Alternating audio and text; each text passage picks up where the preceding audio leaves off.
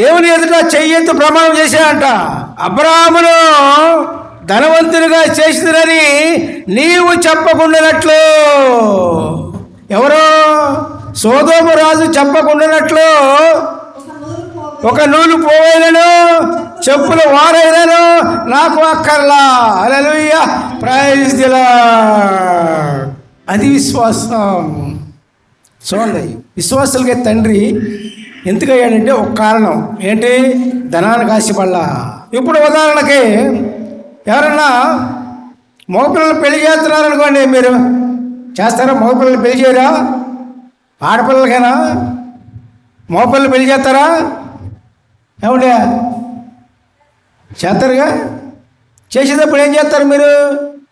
ఊరికే అమ్మాయిని తీసుకొచ్చి పెళ్లి చేస్తారా? మరి ఏం చేస్తారు చెప్పండి. ఏమ్మా ఏం చేస్తారు చెప్పండి? కట్నం తీసుకుంటాం. ఎందుకని కట్నం అంటే ఆడపిల్ల తక్కువైంది, ఈడు ఎక్కువైంది. ఎందుకు తీసుకోవాలి? ఆడపిల్లకి ఈరే కట్నం. అప్పుడు ఏమంటారు? ఒక 10 లక్షలు ఎంత కట్నం తీసుకుని చేశారనుకో, ఫలానా వాడు తీసుకున్న కట్నాన్ని బట్టి వీడి మీద మేడ కట్టించాడు అనుకుంటారు జనం. దేవునికి స్తోత్రం. వీడు తక్కువడు కాదురా, ఆడు కట్నం తీసుకోబట్టి వాడు ఇచ్చిన కట్నంతో వీడికి పెద్ద గొప్ప మేడ కట్టించాడు, వీడికి బతికేనంటరా అంటారు. అవునా అండి? అన్నోళ్ళు చేతులు పోయేతండి.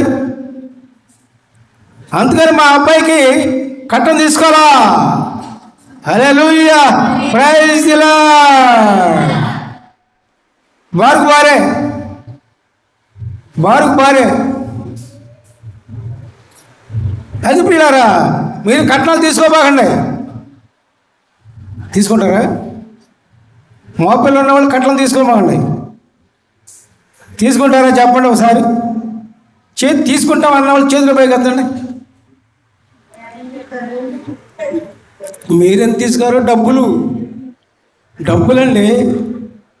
డబ్బులకు ఆశపడిన వాళ్ళు ఎవరు ఉన్నాడు? డబ్బులకు ఆశపడితే అది దూరంగా పోద్ది. మీ ఇష్టం అండి. మీ ఇష్టం. తీసుకుంటారా కట్నం? గుళ్ళుగా రాయడిపోతే మగపిల్లలకు ఉన్న తల్లిదండ్రులకి తీసుకోమోకండి. అది మీ మేలు కోసమే. అర్థమైందా? డబ్బులు ఆశించకండి. డబ్బులు ఆశించే బదులు మంచి గుణం గల అమ్మాయిని తెచ్చేయండి. ఆ గుణమే ధనం.